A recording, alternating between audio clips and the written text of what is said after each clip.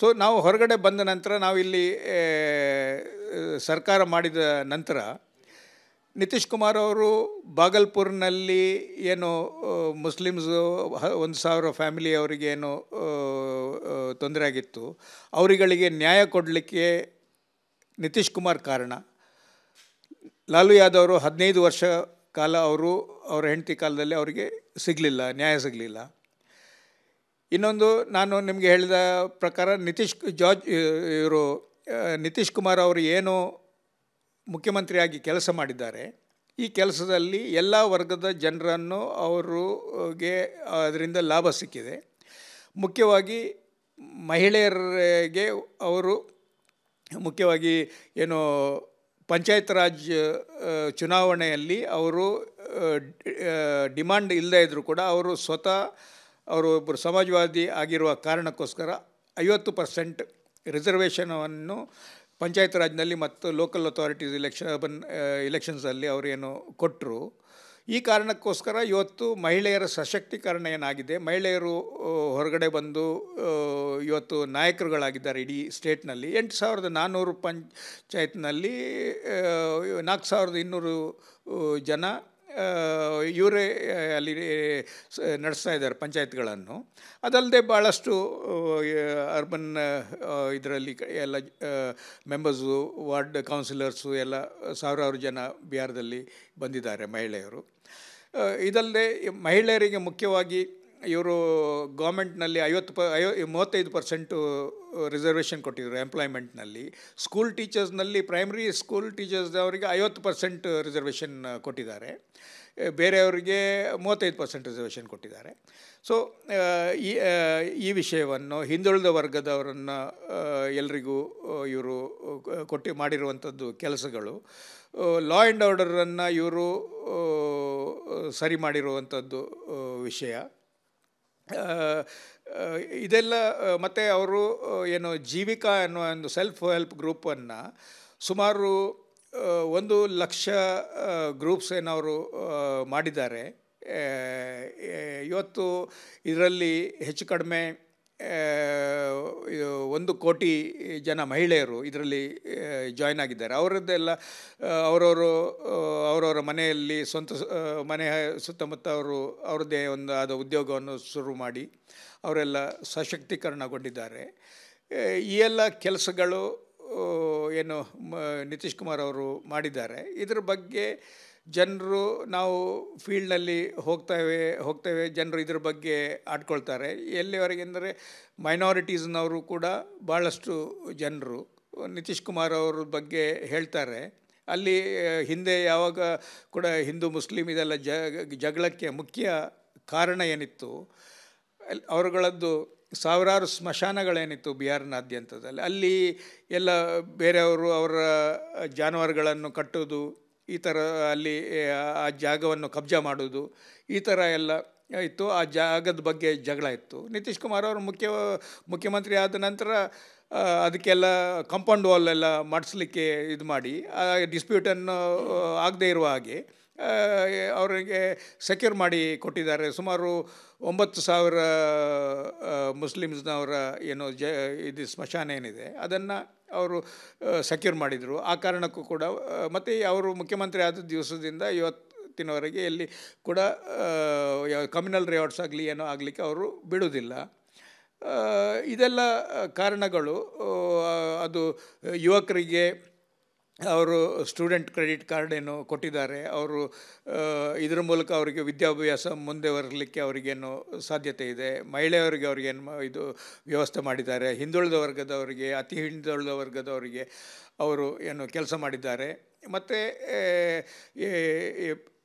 ಹಿಂದಿಯಲ್ಲಿ ಪ್ರಜನನ ದರ, ಫರ್ಟಿಲಿಟಿ ರೇಟನ್ನು ಹೇಳ್ತಾರೆ, ಅದು ಆ ರೇಟನ್ನೇನು ಕಡಿಮೆ ಮಾಡೋದರಲ್ಲಿ ಏನು ಸಫಲರಾಗಿದ್ದಾರೆ. ಇಲ್ಲಿ ಇವತ್ತು ಯಾರಿಗೂ ಕೂಡ ರಾತ್ರಿ 12 ಗಂಟೆಗೆ ಕೂಡ ಯಾರು ಕೂಡ ರಸ್ತೆ ಮೇಲೆ ಹೆಣ್ಮಕ್ಳು ಕೂಡ ತಿರುಗಾಡ್ಬೋದು. ಮೊದಲು ಈ ಥರ ಇರಲಿಲ್ಲ. ಮೊದಲು ನಾನು ಆ ಟೈಮ್ನಲ್ಲಿ 20 ವರ್ಷದ ಹಿಂದೆ ಡೆಲ್ಲಿಯಲ್ಲಿರುವಾಗ ನಾನು ನೋಡ್ತಾ ಇದ್ದೆ, ಇವರು ಅಲ್ಲಿನ ಅಧಿಕಾರಿಗಳು ಏನು ಅವರು ಸಾಯಂಕಾಲ 4-5 ಗಂಟೆ ಹೊತ್ತಿಗೆ ವಾಪಸ್ಸು ಬಿಹಾರದ ಅಧಿಕಾರಿಗಳು ಫೋನ್ ಮಾಡ್ತಾಯಿದ್ರು, ಮಕ್ಕಳು ಮನೆಗೆ ಬಂದ್ರಾ ಇಲ್ಲ ಅಂತ ಹೇಳಿ. ಅಂದರೆ ಆ ಹೆದರಿಕೆದ ವಾತಾವರಣ ಇರ್ತಿತ್ತು. ಇವತ್ತು ಆ ಯಾವುದು ವಾತಾವರಣ ಇದು ಮಾತ್ರ ಅಲ್ಲ, ಇದಲ್ಲದೆ ಜನರು ಎಲ್ಲ ರಾಜಕೀಯ ಪಕ್ಷಗಳು ಇದು ಬೇರೆ ಬೇರೆ ನೀವೀಗ ಕರ್ನಾಟಕದಿಂದ ಬಂದಿರಿ,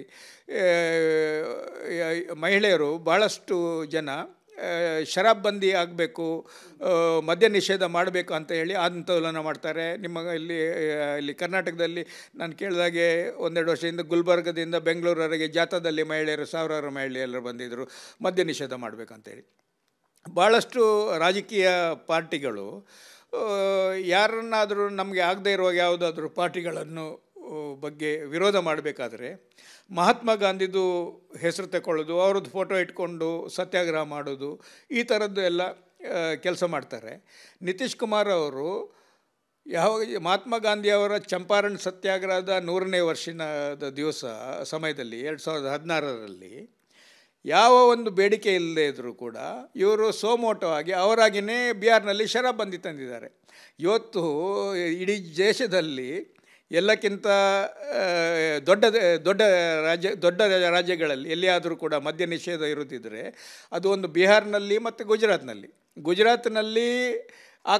50ನೇ ದಶಕದಿಂದ ಶುರುವಿನ ಕಾಲದಿಂದ ಮೊರಾರ್ಜಿ ದೇಸಾಯಿ ಅವರು ಯುನೈಟೆಡ್ ಬಾಂಬೆದು ಹೋಮ್ ಮಿನಿಸ್ಟರ್ ಆಗಿದ್ದರು ಮತ್ತು BGK ಮುಖ್ಯಮಂತ್ರಿ ಆಗಿದ್ದರು. ಆನಂತರ ಬಾಂಬೆದು ಮುಖ್ಯಮಂತ್ರಿ ಮೊರಾರ್ಜಿ ದೇಸಾಯಿ ಇದ್ದರು. ಅವರು ಆ ಕಾರಣದಲ್ಲಿ ಶರಾಬ್ ಬಂದಿ ಮದ್ಯ ನಿಷೇಧ ಅಲ್ಲಿ ತಂದರು. ಆವಾಗ ಗುಜರಾತ್ ಮತ್ತು ಮಹಾರಾಷ್ಟ್ರ ಒಂದಾಗಿತ್ತು. ಆನಂತರ ಮಹಾರಾಷ್ಟ್ರದಲ್ಲಿ ಮದ್ಯ ನಿಷೇಧ ಹೊರಟೋಯ್ತು. ಗುಜರಾತ್ನಲ್ಲಿ ಮಹಾತ್ಮ ಗಾಂಧಿ ಅವರ ಊರಾಗಿರುವ ಕಾರಣಕ್ಕೋಸ್ಕರ, ಜನ್ಮ ಸ್ಥಾನ ಆಗಿರುವ ಕಾರಣಕ್ಕೋಸ್ಕರ ಅಲ್ಲಿ ಯಾವುದೇ ಸರ್ಕಾರ ಬಂದರೂ ಕೂಡ ಅಲ್ಲಿ ಶರಾಬ್ ಬಂದಿ ತೆಗೆಯೋದಿಲ್ಲ.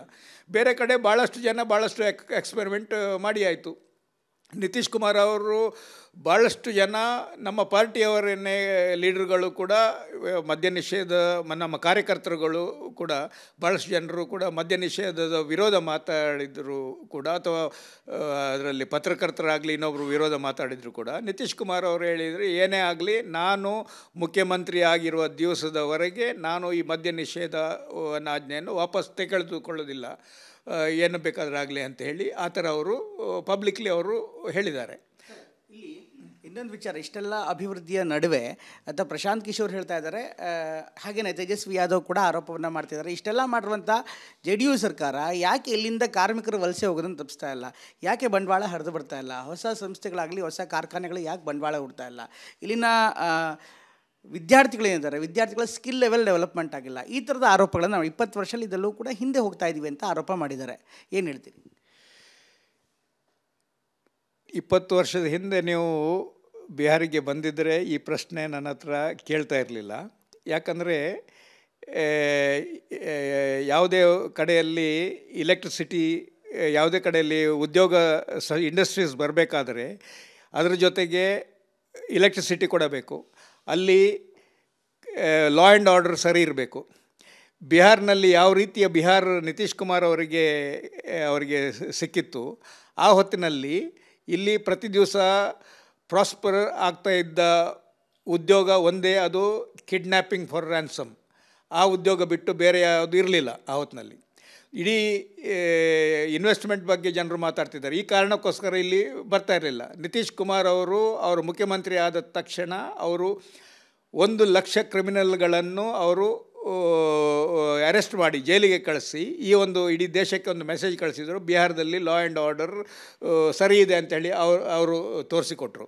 ಇದಲ್ಲದೆ ಭಾಳಷ್ಟು ಕಡೆ ಇನ್ಫ್ರಾಸ್ಟ್ರಕ್ಚರ್ ಇಲ್ಲಿ ಇವತ್ತು ಇದ್ರ ಬಗ್ಗೆ ಏನು ಎಲೆಕ್ಟ್ರಿಸಿಟಿ ಡೆವಲಪ್ಮೆಂಟ್ ಬಗ್ಗೆ ಯಾರು ವಿರೋಧ ಏನು ಹೇಳ್ತಾರೆ ಅವರಿಗೆ ಪ್ರಾಯಶಃ ಈ ಮಾತು ಗೊತ್ತಿಲ್ಲ.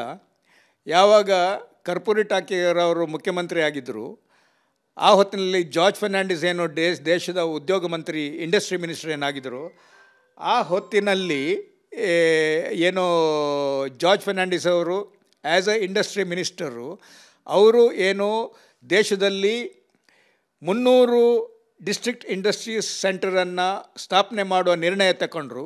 ಮತ್ತು ಈ ಡಿಸ್ಟ್ರಿಕ್ಟ್ ಇಂಡಸ್ಟ್ರಿಯಲ್ ಸೆಂಟರ್ ಸ್ಥಾಪನೆ ಮಾಡುವ ನಿರ್ಣಯ ಈ ಕಾರಣಕ್ಕೋಸ್ಕರ ತಗೊಂಡ್ರು, ಆ ಜಿಲ್ಲೆಯಿಂದ ಯಾರು ವಲಸೆ ಹೋಗಬಾರ್ದು ಅನ್ನೋ ಕಾರಣಕ್ಕೋಸ್ಕರ ಈ ಡಿಸ್ಟ್ರಿಕ್ಟ್ ಇಂಡಸ್ಟ್ರೀಸ್ ಸೆಂಟರ್ ಮೂಲಕ ಏನು ಅಲ್ಲಿ ಇಂಡಸ್ಟ್ರೀಸ್ ಏನು ಶುರುವಾಗ್ತವೆ, ಆ ಇಂಡಸ್ಟ್ರೀಸ್ಗಳಿಗೆ ಎಲೆಕ್ಟ್ರಿಸಿಟಿದು ಅಗತ್ಯ ಇದೆ. ಈ ಎಲೆಕ್ಟ್ರಿಸಿಟಿ ನಿತೀಶ್ ಕುಮಾರ್ ಅವರು ಮುಖ್ಯಮಂತ್ರಿ ಆಗುವ ಹೊತ್ತಿನಲ್ಲಿ ಎಲೆಕ್ಟ್ರಿಸಿಟಿ ಲಾಲು ಯಾದವ್ ಅವರ 15 ವರ್ಷಗಳ ಕಾಲ, ಹಿಂದಿನ 15 ವರ್ಷಗಳ ಕಾಲ, ಲಾಲು ಅವರಿಗಿಂತ ಹಿಂದಿನ 10 ವರ್ಷಗಳ ಕಾಲ ರಾಹುಲ್ ಗಾಂಧಿಯವರ ಅಜ್ಜಿ 80ನೇ ಇಸ್ವಿಯಿಂದ 84ರವರೆಗೆ ಅವರು ಪ್ರಧಾನಮಂತ್ರಿ ಆಗಿದ್ದದ್ದು.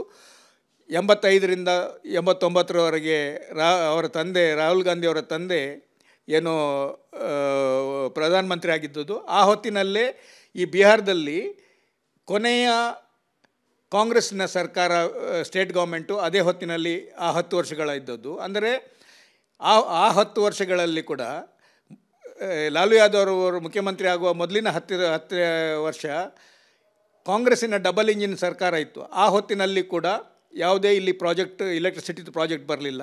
ಲಾಲು ಯಾದವ್ ಅವರ 15 ವರ್ಷಗಳ ಕಾಲ ಕೂಡ ಯಾವುದೇ ಎಲೆಕ್ಟ್ರಿಸಿಟಿ ಪ್ರಾಜೆಕ್ಟ್ ಬರಲಿಲ್ಲ.